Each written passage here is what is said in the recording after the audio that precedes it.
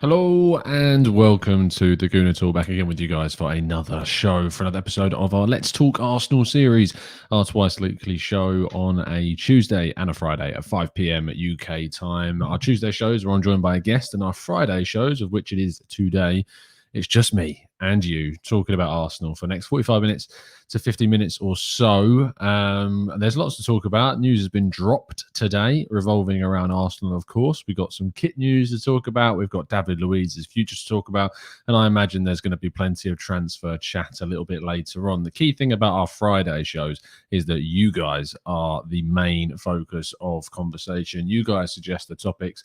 We answer the questions and we go through as much as we can. I say we because it involves you discussing with each other in the chat box as well. So if you've never tuned in for one of these live shows or you're watching on playback, make sure you check out one of these live shows at 5 p.m. every single Friday and Tuesday, of course. We've got plenty of content over the channel as well. If this is your first time, every single morning at 8 a.m. we're doing our transfer update shows, and we'll be tactically reviewing every single Arsenal player, or rather Arsenal transfer target, that gets linked to the club throughout the window and the rest of the season. We've released one today. We released one yesterday in Dembele and Anderson today. And tomorrow we've got one on Max Aarons as well. And I say Aarons because it's not Aarons, is something that I've learned already in doing the research. It's Max Aarons from the horse's mouth. So just don't take my word for it. Take Max Aarons's advice on how to pronounce his surname, but we'll get onto that tomorrow. But welcome. I hope you're good. Hope you're well.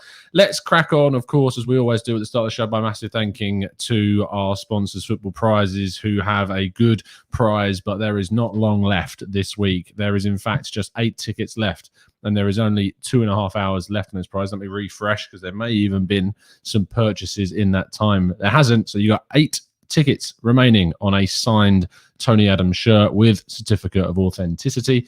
So make sure, if you want to get your hands on that you get a ticket before this runs out a little bit later on this evening. And halfway through the show, we will be revealing which one of our members in the Discord server has, of course, won the free entry into the competition as well. So make sure you stick around for that. So let's first of all, talk about the kit deal. Let's talk about the actual kit. Let's have a look at the kit, and then we'll go into the intricacies of the debate surrounding the kit deal at the moment. It's nice. It's the first thing I'll say about it. It's very, very nice. Now, this season I've bought the blue away kit with the camo-ish and the blue and pinkish kind of color on it because I just liked the design of it. The last few seasons, though, I didn't buy last season's kit. I haven't bought this season's home kit. I didn't buy the bruised banana kit, and I don't think I bought the kit before that, the season before that either. And this season was the first time I bought a kit in quite a while. A lot of it came down to the fact that we signed Thomas Partey, which really did kind of convince me to, put my hand in my own pocket, because I thought, well, Arsenal have gone out and they signed a mad player. So, fair play. I'm going to stick my hand in my pocket and appreciate that. It's not gone particularly well this season, it's fair to say. And I want to have a chat with you guys first about what you think about the kit. And then we will talk about the idea around whether we should buy the kit or not, and whether I'm going to buy the kit or not as well. And we'll get onto that. And I will tell you my thoughts around it too, but I want to get your thoughts around the actual kit itself. Let's have a look through some of the pictures that they put on the website. Bukayo Saka looking very fresh. I do love the colour. Like, the colour is great. Obviously, we think of Arsenal's away kit, yellow. You go back to the days of yellow, obviously. Thinking about the chanting of the songs, Yellow Ribbon, and going to Wembley and winning cups. Obviously, that's not something that's happened this season. Maybe that's because we didn't have the right colour. But what I would say about this kit is that it is very, very fresh. I might have to see if I can update some of my graphics to use this kit color, especially. So that's certainly something that I'm going to be interested in seeing if that's possible to do. But also looking at the kind of the trim on it, that I like that there's a hint of red in the away kit. Sometimes you kind of see Arsenal completely lost in away kits because there's no red at all. But I love the fact there's that little red trim on the sleeves at the end of the cuffs. That's really nice. And obviously the navy, the dark navy blue, basically black at this point, is just a perfect color to complement and really highlight it. But the biggest talking point about the kit is obviously the badge. The badge has been taken away, and it is just purely the cannon that is on as the crest. And this is something that I know a lot of supporters will really enjoy, because for some old school fans, they don't like the new badge. Much prefer the old badge, the crest with the cannon, with the checkboard in the background. And I don't blame them, to be honest, because the old badge was beautiful. And I love retro things anyway, don't get me wrong. And I love seeing the old styles. And when they brought back the bruised banana kit as well, that was great. And there's rumors that our third kit could be a lightning bolt style, which would be unbelievably cool, obviously. But what I think about looking at this style of kit is that ultimately what we see is it's nostalgic, and it's going to want to make people buy this. It's made me want to put my hand in my pocket just seeing it. As well, but there are a lot of controversies surrounding it, of course. Now, I want to get your thoughts on the actual kit first, before we go into kind of the controversy surrounding here. Elijah says the kit looks decent, but it looks as if the cannon is mounted on the wrong side. I'm not sure about that. I don't know if obviously the direction of the cannon's always been something that's kind of discussed previously. And what way it is orientated or shown in which direction is something that's kind of gone down. Ansgar says, like the kit, don't have opinion on whether we should buy it. Don't really care either way. Just do you, which is an advice that I am going to talk a little bit about in a bit. James P says, absolutely love it. Lincoln says, Dave says, but the cannon should be facing the other way. As we've talked about, the cannon is facing the wrong way. Chris says, for me, the ownership showed utter contempt for football fans who they don't have a relationship with the Super League, won't be buying the kit, and would love to see the common fans unite. Common fans, that's a horrible term. Unite with their pennies or pounds. Bouty says, I believe that colour is actually shortbread. Shortbread. Omar says the kit looks great, in my opinion. Kamer says, how much of a percentage does the club make off the actual shirt sales? That's not actually a figure that we are aware of. It's not a publicly known fact, but it's a small, it's usually in, I mean, I've seen previous kit deals be in the tens of percentages, but it's only a small percentage, because Arsenal are getting £300 million across 5 years straight up from this, so £60 million a year from the kit deal that we signed with Adidas back in 2020, which will run out in 2024-25, I believe. So that's how that is at the end of the day. Ashravs, thank you ever so much, mate. Big up, Tom. Good content. Also, hashtag Cronky out, and the kit is fire right now. Mitchell Bowsen says, haven't the club already been paid by the manufacturer or the sponsor? So it doesn't really matter too much. That is certainly going to be a point of discussion in a bit. I mean, I say in a bit. Let's go on to it now. Let's get your thoughts around this situation and about the kit, because for a lot of people, obviously putting your hand in your pocket for the Cronkies is not an ideal situation for many. People don't really want to see people doing that. In fact, they really are not keen on kind of the whole idea of giving the Cronkies money is the way that it's kind of put across at times. I don't know. It's a really difficult thing to do, because in my mind, the biggest thing that you can do if you want to show the kind of abstinence, I suppose is the right word to use, is just don't go to the games. Like, football has really suffered, of course, especially in the lower divisions, even more so than the top sides who get a lot more money from TV revenue. But that seemingly was something to me at the end of the Arsene Wenger era that made a difference. It wasn't people not buying stuff. It was people not going to the games, not going into the ground to watch the team play.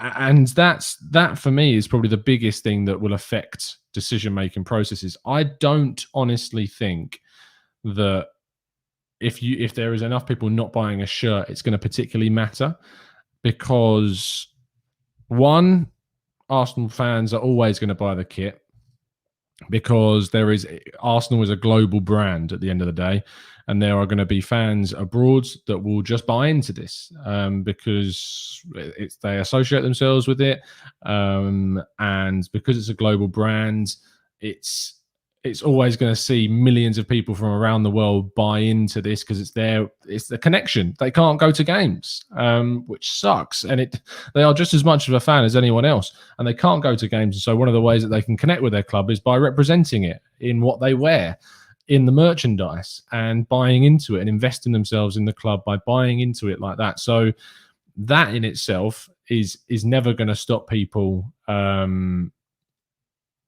It's never going to stop people buying the shirt. You're never going to have a dent. I don't think you're ever going to see a big enough dent in this whatsoever. I also don't like the idea of fans criticizing people who do. This is something I'm not necessarily passionate about, but something that really bugs me is that if someone turns around and says, "Oh, I'm going to get the shirt," or they tweet saying, "That's a great shirt, can't wait to buy it," and then you see people replying to them saying, "What are you doing? Why are you buying the shirt? You're meant to be like supporting the club. You're meant to be against the Cronkies. Oh, so you must be Cronky in then if you're buying the shirt." Don't be ridiculous. Don't be ridiculous. It's a person's choice. If they want to buy the kit, you can still be Cronky out and buy a kit. Like it's a piece of clothing. Like, don't go to that level where you're publicly criticizing people for buying shirts because it doesn't fall in line with your own way of showing your abstinence from the ownership. If you are Cronky out, go to the protests, post your things online. If that's the way that you want to show it, show it. If you want to show your annoyance at the ownership, then don't buy the shirt if that's the way that you want to do it. But don't go and criticize people that want to go and buy the shirt if they want to. It's their decision. It's their choice. They can do what they want. If you want to encourage people not to buy it, then maybe put a tweet out saying, "I personally am not buying the shirt. I would encourage you to do so. You're welcome to your choice, but I would encourage you not to." Just spread your message in that way. But don't start tweeting people and going, "What are you doing?" Which I have seen today already. It's the amount of people that have just jumped onto their social medias and started to say, like, "You should all not buy the kit." It's not "you should all." You should be tweeting, "I'm decided not to buy. I'm decided that I'm not going to buy the kit." And if you don't want to buy the kit, that's up to you. But I'm not going to do it in my own way of showing my anger and irritants toward the ownership. And I think I used to think this way previously. I think that my view was, and I think I said it on the pod a few years back, that if you didn't buy, like, one of the ways to hurt them was to not buy the merchandise. Don't do it. And I remember saying on the pod, like, don't go and buy the kit. Don't do it. Don't go and do that because you're only going to be helping them. And I look back on that and going, I don't agree with me saying that back then. And I think I was wrong to say it back then. And that's what you always talk about on this show. It's absolutely fine to change your mind on things. So absolutely, if you want to buy the kit, go and buy the kit. It's as simple as that. Let's see what you guys are saying in the chat box. And then we'll get some more thoughts. And then we'll go on to the next topic. Love the all yellow kit, says Social. Matthew Hudson says, "I can't even put my hand in my pocket for myself. Even the knockoff kits are hundreds of dollars." That is something, obviously, that is a big criticism. They are very expensive. You can get a kit here. It's going to cost you about 70 quid to get it here because it's £65 plus £4.95 shipping, I think, in the UK. So it's going to cost you a hell of a lot to buy it anywhere, especially abroad, and you've got to get it shipped out there, and different fees and stuff like that. But kits are always so expensive. I mean, I love when I go on holiday.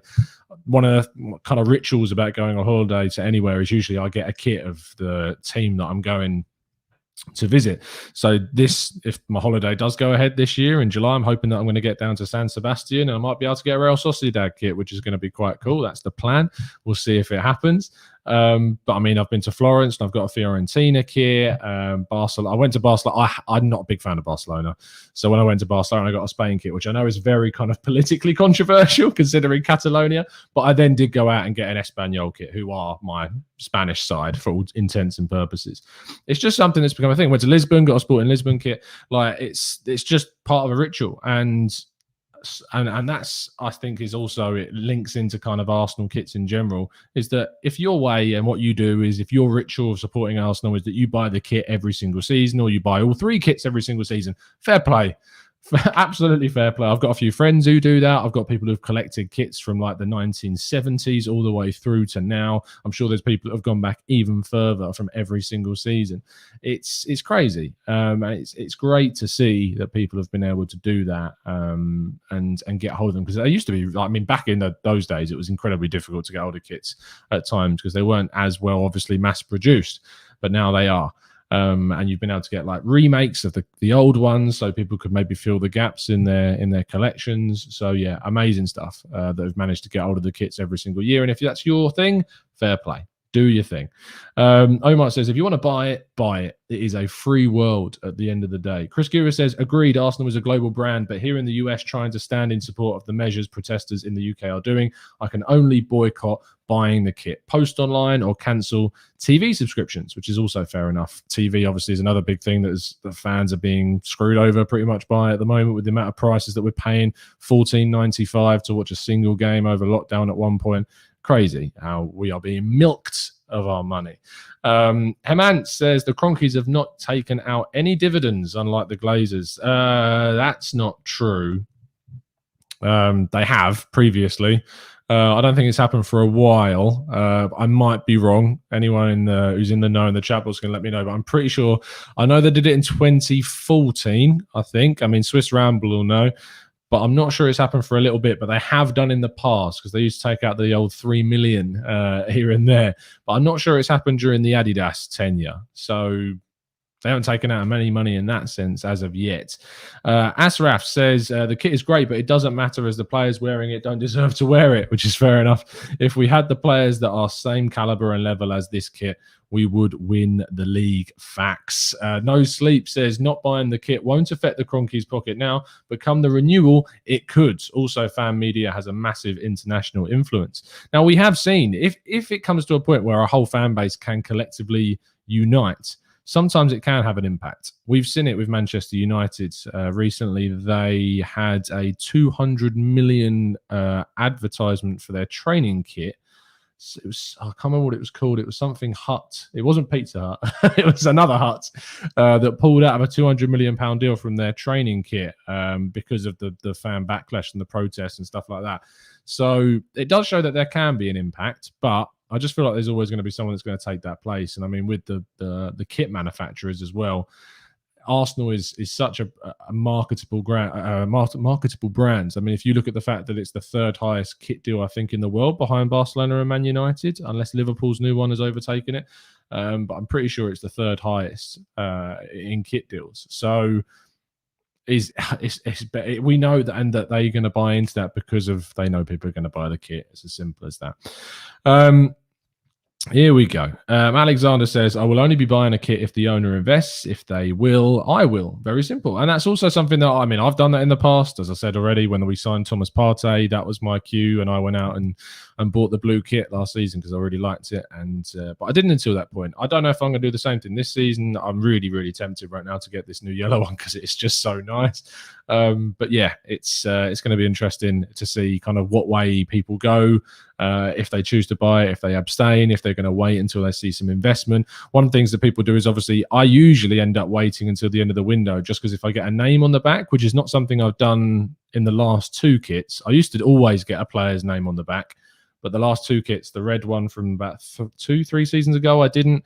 And the blue one this season, I didn't get a name and number on the back either. Just didn't end up happening. So I might do, I might not. I really kind of like want to get Smith Rowe on the back, but my worry is that if you get Smith Rowe too early, you'll get the number 32 and then he might get the number 10 shirt next season. So who knows at this stage? I'm going to hold fire, I think, if I do end up buying on a kit and maybe get it done up the Emirates with the name put on properly when it comes to getting it later on. Okay, so that kind of brings to an end on the kit side of things. Now let's talk about some of the news that has dropped today about this guy, David Luiz. Of course, he has been at the club now for this is his second season, and it has been confirmed that he is going to be leaving the club at the end of this current season. He's not going to be signing a new deal, and apparently had Arsenal even offered him one, he wasn't going to accept it anyway. He has made the decision himself that it is the right time to move on from the club, which is completely fair enough. And I want to know in the chat box if you think this is the right decision. Do you think that this is a good thing for Arsenal? Do you want to see David Luiz move on? If so, why? Let me know in the chat box. And ultimately, do you think this is going to be a good thing for the club? Because Arsenal do need to improve defensively. But the ironic thing is that David Luiz has probably been one of our most missed players whilst he's been out injured because he's been one of our really good players in the second half of this season. His passing has been excellent. his defensive abilities have been really good. And it was only the game against Wolves where the chaos happened with Willian Jose that we lost him in that match, and we obviously lost that game. And that 3 points that we were on for could have a huge difference at the end of this season, as could a lot of other points that we've dropped because of mistakes from VAR and from the officials. So it's another discussion. I'm not salty at all, but it's probably the right choice in my view. I think that you're looking at someone like William Saliba being able to be brought through this season. That's going to be really important for us. Let's have a look. As Gladiator says, why is he wearing the new kit now? These are obviously done a lot away in advance. I did find it funny. I mean, Nketiah is wearing it. What I think is good is that I think a lot of people that may have used this as a story to say that Nketiah is obviously going to be here next season. Nketiah is also one of the players that is in the pictures. Let me just find it. There he is. There are players that are wearing the kit that it does not mean they are going to be here next season. It's just part of their contracts and part of being in the club that they will show off the kit. So don't worry about that. That's just part of contractual obligations. VM says, Luiz has been good this season, but we need to aspire for more and step away from the players prone to individual errors. More chance to bring through Saliba. Social says, yeah, he needs to move on. We need to give time to the likes of Gabriel and Saliba next year as a pair, plus Mavropanos and Marie, maybe as them being backup dancers. Alexandre very simply has a message from Mikel who says, start Saliba. Ed says, I wouldn't have minded him as a part-time player / coach, but it's probably the time to move on. I think he is now 34, and so that is obviously a very senior age for a defender, and he might end up going somewhere like Inter Miami or the MLS. I hope he does end up in the MLS. I think he deserves to play another couple of seasons before retiring, and I think he will turn into a decent coach. I think that's something that you might want to go into. We know how influential he's been in the dressing room, so maybe that can be something that he goes into, whether that's at Arsenal or Chelsea or somewhere else. We'll have to wait and see. Indanil says, right decision for him to move, but fair play to him. He's been a huge influence with the young players and has really been good in certain big games, especially the FA Cup winning run. Ansgar says, I'm still doubtful about this. If this happens, I'm fine with it, but it could have been good to have him stay, in my opinion. Saliba needs time, but we need a mentor. Zamir says he'll probably be a player coach at Chelsea with Czech. I mean, Czech's not anything to do with coaching. He's behind the scenes kind of doing an Edu-esque kind of role, I think. It's not a specific kind of Edu role, but I know he's behind the scenes and doing some technical stuff. Azraf says, David Luiz was our best centre-back this season, good player, and I will miss his leadership and passion. However, as Claude would say, it's time to go, as Saliba needs to play. Tom, you always speak thanks. Thank you ever so much. Very much appreciate the support, as always. I do agree with you. I think it is probably the right time. He does need to move on. Chris says, so our most experienced centre-back is Holding. Luiz leaving is probably right. How do you replace that experience? It's really tough, Chris, and it's a really good point. And I was having a discussion on Twitter. I will give this person credit because we were having a chat. Let me just find it. It was Connor at ConnorAFC1 on Twitter. We were talking about the likes of players that you could bring in, and we brought up the fact that Thiago Silva has obviously gone to Chelsea, and his experience and his quality has done really well. You've got players out there like Jerome Boateng, for example, or, of course, Sergio Ramos at Real Madrid. Both of those players at Bayern and Real are having their contracts expire. We don't know what's going with the future. What we do know about Sergio Ramos is that he wants a 2-year deal. Now, is it right to give a 35-ish-year-old a 2-year contract? I'm not so sure, but what we do know is Ramos is an unbelievably good player. It could be an inspired signing to bring him in for a year or two, but there's always a huge risk that comes with these deals. It could be a Thiago Silva, it could be a Willian. You just don't know when you sign players of a certain age. Christopher Smith says it makes no sense to play a 34-year-old when you have a £27 million option waiting in the wings. All the best. Noel says, let's not forget Luiz was somewhat of a panic buy after the whole Koscielny saga. He certainly was. Came in, did Luiz things, good and bad, and we'll miss his vertical progression. I think, to be honest, he has been a successful signing. He cost us £8 million plus add-ons and wages. But I think he's paid that back, to be honest. I think that the amount that we paid for him, I mean, he's arguably been better than Koscielny in his last 2 years. Like Koscielny's last 2 years at Arsenal in comparison to David Luiz's last 2 years I think that Luiz has probably eclipsed that in what he's provided because Koscielny's injury issues that he faced during that time. The fact we replaced him with Luiz, I think, is certainly a positive step for the club, and it was actually ended up being an okay signing for us. We all wanted an Upamecano, don't get me wrong, and we probably should pushed harder to get that deal done when we could have done, and now he's at a stage where he's going to be going off to Bayern Munich. But he came in, 8 million, got on with it. He made mistakes, cost us penalties, got red cards, yes, but there were a lot of games where he was very good, and he was definitely influential in us winning the FA Cup last season. The performances against Chelsea and against Man City in the semi-final as well were huge for Arsenal, and he was definitely a defining figure in that team and in that dressing room also. So there you go.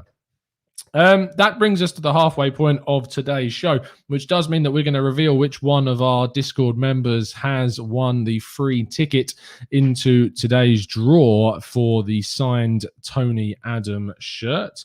Whilst we are doing this, please make sure you start getting your random Q&A questions into the chat box, because we are going to be going through plenty of your questions in just a second. Let's see how many people ended up entering in the last minute. I did this quite last minute on the Discord server, so thank you everyone that did tune in.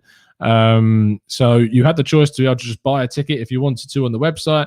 I think there's a few more left. The link to the website is in the description. But our members in our Discord server had the chance to get a free ticket, and there are 17 of you. So let's just enter 17. Let me just share the screen with you so you can see it. Here we go. So I'm going to click this 5 times, and then on a 5th number, they are going to win the ticket for the prize draw. So here we go. 1, 2, 3, 4, and 5. Number 16 is the winner, and that is Jared Carver.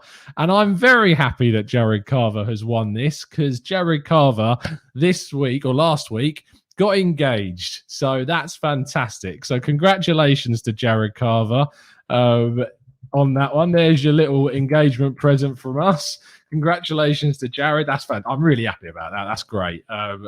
As if, what are the chances of that happening? So congratulations to Jared. He has won the free entry into this week's prize draw for the Tony Adams shirt. He has actually won one of these prizes in the past. He didn't win it through this, but he won a signed Dennis Bergkamp shirt on Football Prizes, and that hangs up proudly on his wall. So fingers crossed he can add to that with maybe a Tony Adams shirt as well. So congratulations to Jared, and of course, again, congratulations, Jared, on your engagement. Wish you all the best, mate, as you enter married life. I'm going to be joining you very soon next year as well. So it is time for questions. Q&A session starts now, so get your questions in, and we're going to go through as many of them as feasibly possible before the end of the show. So let's crack on with the first one. Try and use the capital Q in the chat, because it really helps them stand out, and I can pick them out easier. Here we go. Wilson, which kind of links on to our show that we did earlier on today. Our 8 a.m. transfer daily shows go out at 8 a.m, so make sure you tune in for those. But Wilson says, why the hell are Arsenal offering Lacazette a 1-year contract? Are you serious? I am very serious, Wilson. Yeah, I am, and I think that it's the right decision. I think that this is a position that, if you were to ask me what are my priorities this summer and where do I kind of place the striking position, there are a number of roles in the team that I'm putting above this. I'm putting backup left back, backup goalkeeper, central midfield, arguably 2 central midfield positions, depending on what we do with the likes of Joe Willock and El Neni, etc. Attacking midfield, and maybe even a wide forward, possibly. Certainly right back is above striker. And because there's so many key positions in the team that for me are above striker, I want to see us invest in those areas. Because I think that Lacazette is a fine striker. I was about to say he's okay. He's better than okay. His goal-to-game ratio is over 1 in 2 games, which is really strong for a season where we've been awful and we've barely created anything. So a guy that's going to be 31 when he finishes this 1-year extension, of course, he will then have 1 year left on his deal. Going from 30 to 31 really is not a massive issue for me at all. For a style of striker that Lacazette is, you're not going to see a decline in that year like you would do for someone of the age of, say, and some of the style of someone like Aubameyang, ironically. It's a completely different kettle of fish. And I don't really see too many options out there that I would bring in that are going to have a massive impact that's greater than him and not then block someone like Balogun from getting minutes. I feel like if you go out and you sign, say, a 23 or 25-year-old striker, in that younger 20s age bracket that comes in and is arguably a little bit better than Lacazette, what then happens to Balogun? You keep Lacazette, you gradually give Balogun more minutes, and he gets into the team and does as well as he can. It's as simple as that for me, to be honest. So I hope that answers your question. Let's go on to the next one. Cayman Gooner says, Arsenal are targeting a right-sided centre-back. If/when Saliba comes back, will he be depth or a starter in your opinion? I feel like at the beginning, he is going to be used sporadically. But if he has an amazing pre-season, you may see him get a start more often. He's been brilliant for Nice for his age and for the context of his situation. He's been great. He's still raw, though. He's still got errors in him. He still needs to mature in certain areas, but he has shown to be a leader in that Nice back line, which is very strong. If you watch our Joachim Andersen tactical breakdown, we actually do a lot of statistical comparisons between Andersen, Mavropanos, Holding, and Saliba as well. So make sure you check that out. But in terms of where I think he comes in, I think the idea is that he's going to integrate into the first team. He's going to be playing in the first team, and we're going to try and use him as much as possible next season. So I am looking forward to seeing Saliba back in the team and getting some minutes as much as feasibly possible. Mr. Joe Kerr, another one of our fantastic members, I should say, says, who actually upgraded his membership the other day. So thank you, Joe. Much appreciate the support as always. He says, should we look to convert all potential sales into direct replacements this season, or bank a possible profit for future proofing? With regards to Laka, you know my opinion. It's an interesting question in regards to, say, if you sell off all of the players that I think that we should, Guendouzi, Torreira, Maitland-Niles, Bellerin, maybe even Leno at this point, El Neni. You look at other players on the pitch. I'm trying to think of more. Kolasinac is should go. Willian, if you can get a sale for him, obviously you would do that too. Nelson and Ketia. If you can get sales for these guys and get the money in, I think personally it's not about just going like 1-for-1 and Ketia out, backup striker in, Kolasinac out, backup left back in, although that is an area that I would certainly look at. I think it's about getting as much money as you can for those players, assessing what you need as a squad, and then regardless of who you've let go, target those positions that we need. Backup keeper, backup left back, centre mid, centre attacking midfield. Like all of these areas need addressing. Right back is another area too. So that's the way I'd tackle it. I don't think it's about going for player. I think it's about get as much money as you can in and work at pushing into kind of upgrading on those key positions in the team. Let's scroll down and get some newer questions. If I have skipped past yours, keep throwing them into the chat and we'll try and get round to them. I can't tackle all of them in the time that we've got available, unfortunately, but keep pushing them through and maybe it will get answered. Gladiator Scoops says, Tom, do you think that Dunk would be a good shout? For what he lacks in pace, he makes up for in positional sense and leadership. Sounds like Per Mertesacker. Just don't know how good he is playing out from the back, and that will be the biggest question, Gladiator. It really will be. I also know that Brighton are going to want a decent-sized fee. They rejected a £40 million-ish figure from Leicester a while back. I know his contract has diminished since then, but it would still cost a fair amount, I think. I think if you're going to sign a centre-back, you need to be smart about it. You need to be looking at ones whose contracts are coming to an end, who are really experienced, in my view, because we've already got a lot of young players, and an experienced player in that position could be really important for us. So I'm not sure I'd go for Dunk, because I think the price might be a little bit too high for what else we need to do in the market. Noel says, not a question, but Martinelli just got picked to represent Brazil at the Olympics. That's amazing. Is that true? Let me just have a quick check. Not that I doubt you, but of course it is always best to get the right news about this. I can't see anything on this at the moment. Let me just... Is it not coming up on like official news? I can't see anything that's come up. Let's see if there's any news in the last 24 hours. But if that's true, then great. I actually can't see anything about Martinelli and the Olympics. Let me just go onto Twitter, see if there's anything coming up on there. Martinelli Olympics. James Benge, looks like Gabriel Martinelli are firmly in the mix for the Tokyo Olympics, which starts right in the middle of the pre-season. Oh, great. But that's good news for him personally, definitely. So that's great. I think it's a good thing that he gets those minutes and he's going to get that time fantastic stuff. Fair play to the kid. He deserves it. 100% deserves it. Mr. Joker, thank you ever so much for the donation, mate. It says best for all the move. He's been incredible. Yeah, I don't know what we're talking about. I think we're talking about Luiz there. There we go. Going back, this is why I scroll past super chats too quickly and I miss what the context is. Cayman says, right, got an interview with who? Thanks as always, Tom, and smash a like. Who is that? I mean, is that a different sport? I don't know who that is. You'll have to let me know in the Discord server, mate, because I have no idea who that is. But thank you for the support, mate. Azraf says, who should Arsenal realistically sign this summer? The classic question. In my opinion, we should be looking to sign Basuma and Aarons, Buendia, Ryan, and Ryan Bertrand as well. I think if we ended up in a summer where we've signed Basuma, Aarons, Buendia, Ryan, as in Matt Ryan and Bertrand, I'll be very happy with that because it means Arsenal have gone out and done what they don't do and go out and sign actual talent from within England who aren't surplus to requirements but are actually really valued by their squads. Buendia and Aarons are obviously huge starters for Norwich and would improve our team. Basuma, of course, we know all about from Brighton.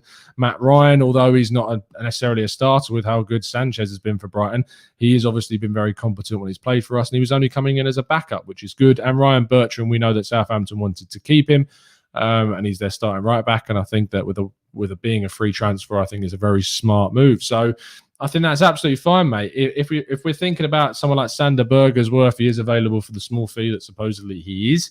Even on top of someone like Basuma, I think is a really good piece of business to do. But yeah, I can't deter far from your suggestions there, Azraf. So I think you've got it pretty much spot on.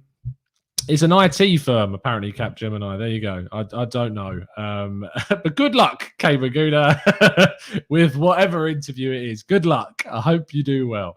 Arjit says, Tom, looking at facts that Laka and Alba are bad together would either be really happy to be benched for a few games. Shouldn't we go for a target man instead, with whom Aubameyang can play with at left wing?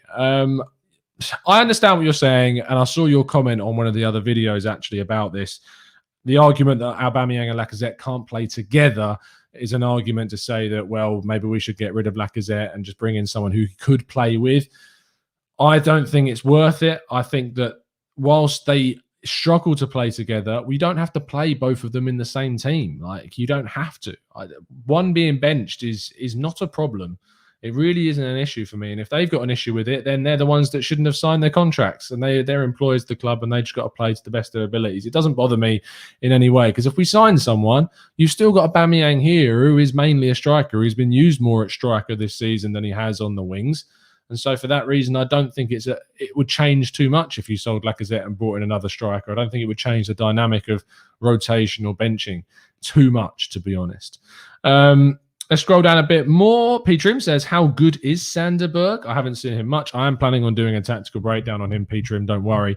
I just need to try and get hold of the expert insight for that. If you do know any Norwegian football experts that you think are going to be good, or Sheffield United content creators, then get in touch, because we'll definitely be needing the help to find some. Because it's always good. I get quite a few people sending me suggestions for people to come on the shows for tactical breakdowns. So I appreciate all the help that you guys give. So please do. You can find us on Twitter at the Gooner Talk TV. Obviously, you can leave a comment on the video, but give us some suggestions about who we should talk to.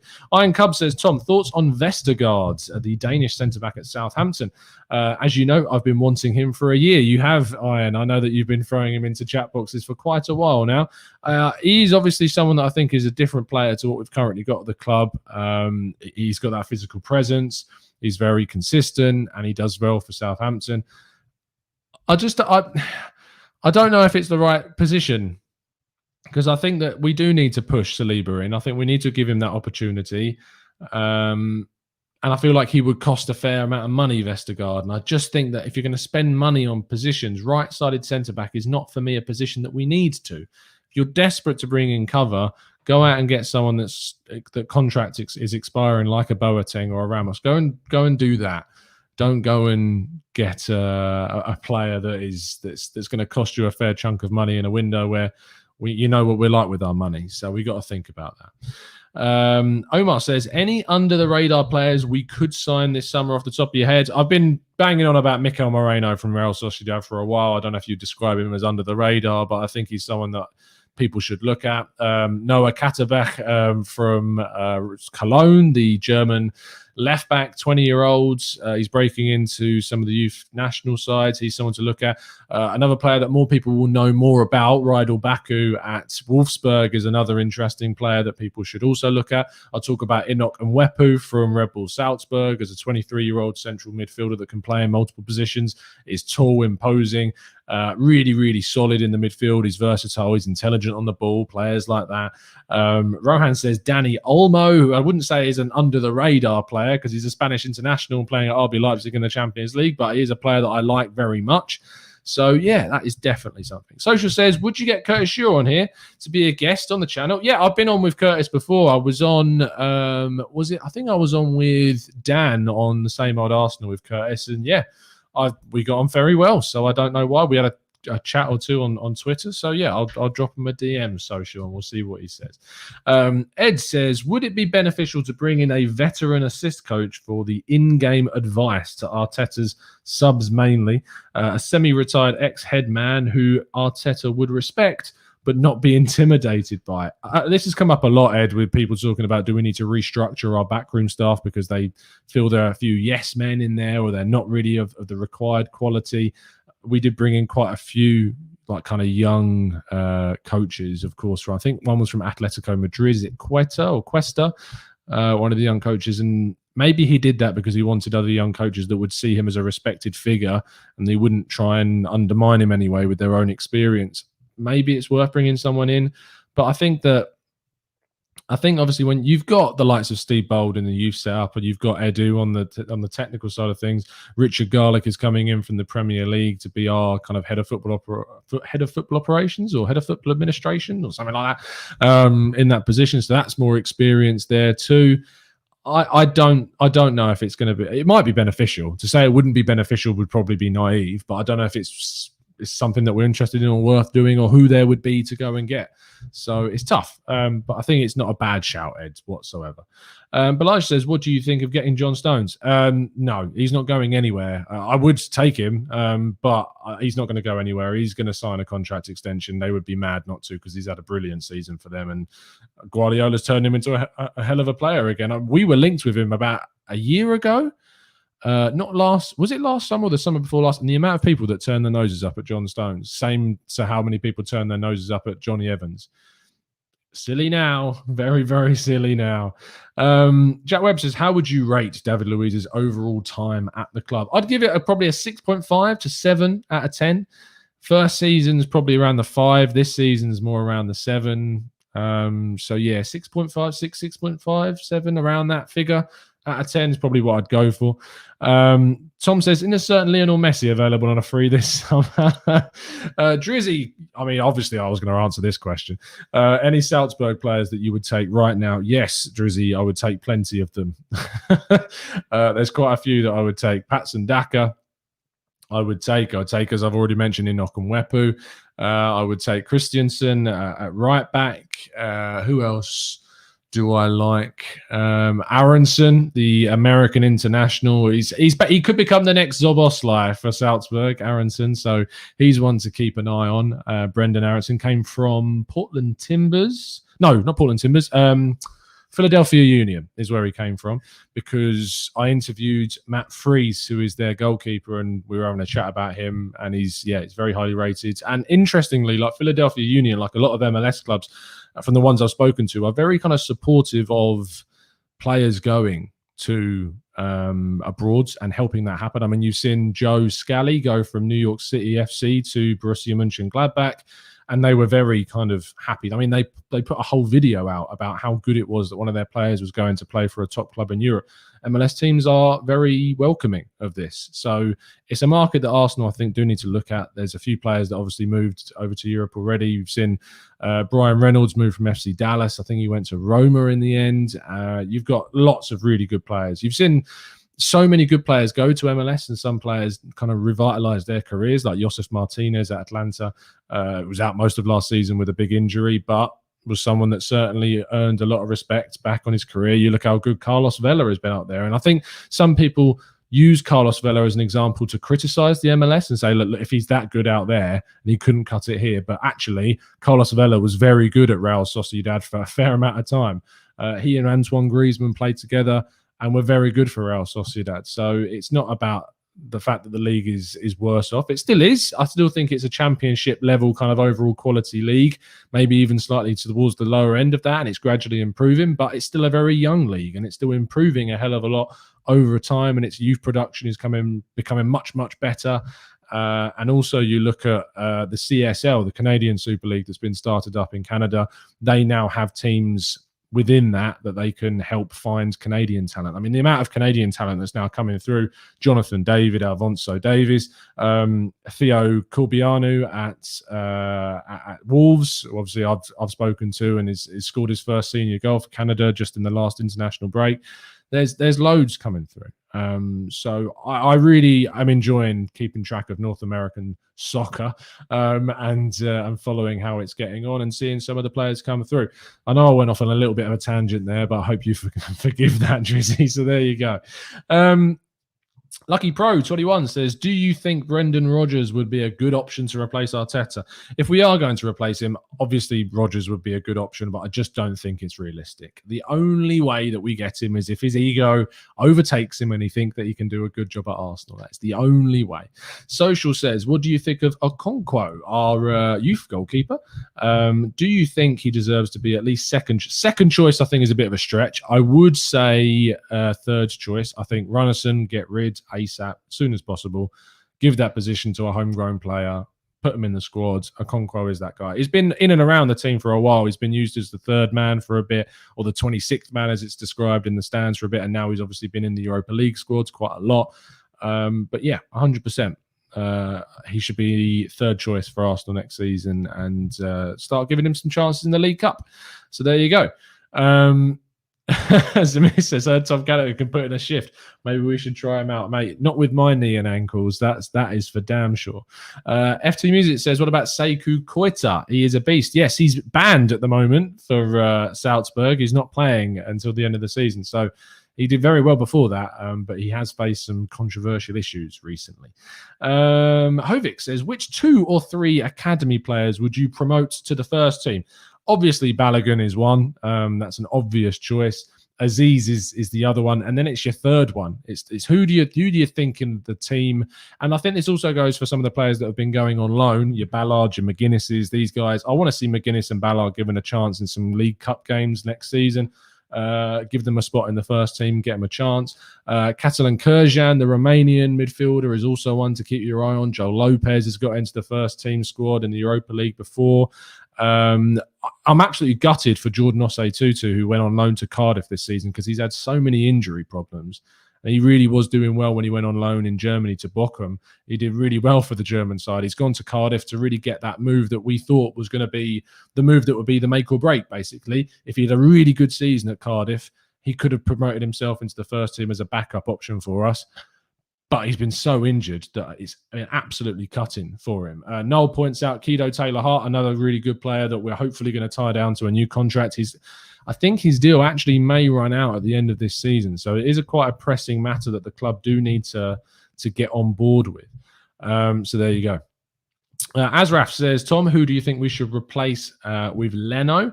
For me, it's Areola from PSG. I think Areola's out, not Leon. And Mike Magnon from Lille. I think Magnon will end up going to AC Milan, and Donnarumma is going to end up going to somewhere like Juventus, which means that Wojciech Szczesny could be available. A few other names have been on the radar. You think of Unai Simon from Athletic Club in Spain. I'm trying to think if there's anyone else that really catches my eye. Galassi, I like at RB Leipzig, but that's only because I'm a Red Bull lover. To be honest, the funny thing is I don't even like the drink. It's the weirdest thing about my Red Bull obsession of their clubs. Who else? Nana, obviously, thank you, Nezhk, for that. We've been linked to him. So there you go. Maybe he is one to look at, but it depends on his appeal, which is happening next month for his doping ban that he's on. If you haven't looked into the story of Onana, it is a little amusing. I do feel sorry for him. but he did take his other half's medicine by mistake when he was feeling ill. He says it was by mistake, or I don't know what it was, but it contained a bad substance, which means he was then banned. So there you go. Noel says he likes Meslier, which is obviously a very interesting one. Carol Bailey says Nick Pope. I've said this before. Nick Pope is not a bad shout. His distribution I would question, but is no doubt in my mind he's a very good goalkeeper. Vinay says, hey Tom, hope you're doing great, but what is your opinion on our defenders? Because in my opinion, I think we need a fast and pacey defender like Liverpool.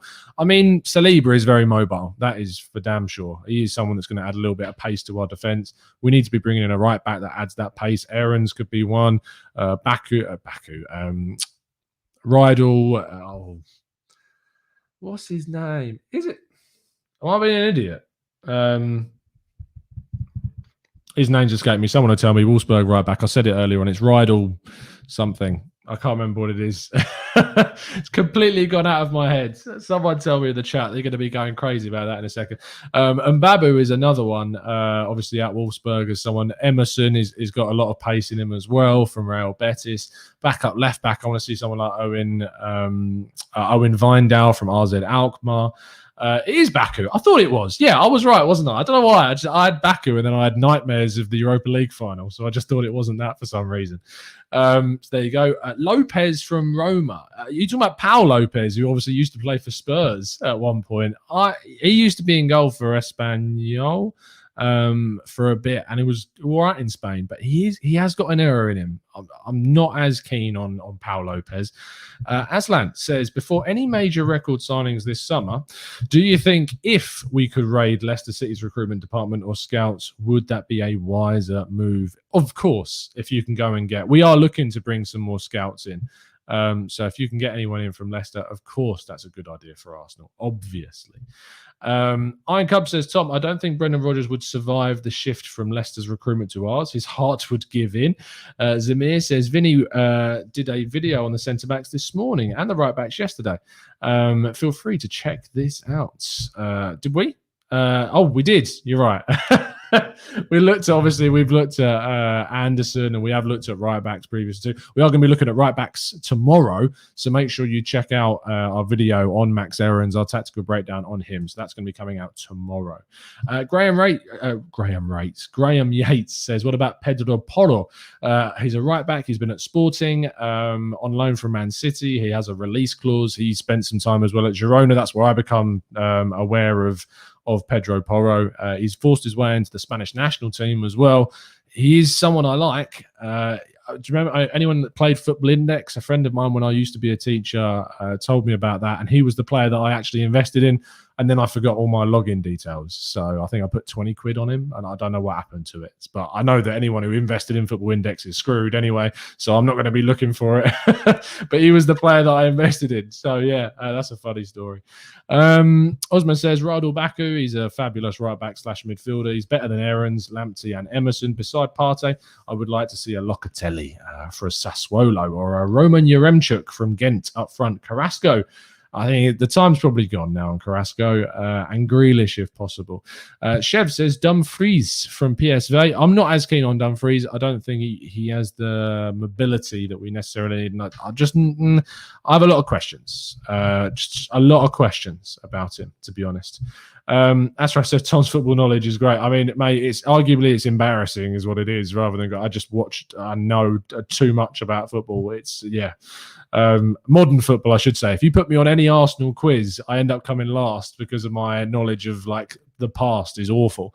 But modern day football, quiz me all day long. I'll do my best. Abhishek says, which player can we get realistically who is in a team above us and would improve us? Would you look at someone like Wijnaldum or Martial? The thing is, Abhishek, whilst I think that the likes of Wijnaldum and Martial probably maybe improve us in those areas, they are surplus to Man United and to Liverpool. And I always look at the signings that we make, and the first question that pops into my head whenever Arsenal go to make a signing is, does this player or do these players get into the sides that are above us? If they don't get into the first 11s of the teams above us, are we going to get closer to them? That's not closing the gap in my mind. We're never going to close the gap unless we sign players that are going to get into those teams. That's what you need to consider whenever you link us to a player wherever you look at a player, do they get into the teams above us? If they do, that's certainly someone that you should put. That should be the first test when it comes down to signing a player. That's why with Thomas Partey and Gabriel, I was so excited because I thought that Gabriel and Thomas Partey both got into those top 6 sides. So I would certainly be looking at that as your first port of call when it comes to that. We are about to wrap up. There are a couple of things I want to address quickly. The first thing is I haven't actually plugged this once, but this is a magazine that I write for, the Modern Footballer magazine. That made the green screen go a bit weird, didn't it? In it, there is a new one coming out very soon. This is issue number 4. Issue number 5 is going to be coming out just before the Euros. Myself and Drew contribute to it quite a lot. The last issue that we did, obviously I wrote about this guy, Dominik Szoboszlai, obviously. That was my article in there. So if you want to go on to, they've got their own Twitter accounts. If you type in the Modern Footballer magazine, honestly, the stuff that's in here, there's so much stuff, lovely stuff about football. People talk about my football knowledge. It's from reading and learning about football and stuff like this. So please do go check out the Modern Footballer magazine. It's a great thing. And we've got a new one coming up where I've been commissioned for next issue to write about Kieran Tierney. So I'm buzzing to write about our Scotsman, and I'm looking forward to writing about him in the next issue, of course. And tomorrow morning, my interview with Bruma, the Portuguese winger. Of course, a lot of you will probably know about him. Played for Olympiacos. We played against him. Against Olympiacos in the Europa League, formerly of Sporting Lisbon, PSV, RB Leipzig, Galatasaray. I interviewed him yesterday. Lovely guy. And my interview with him is coming out tomorrow on 101 Great Goals.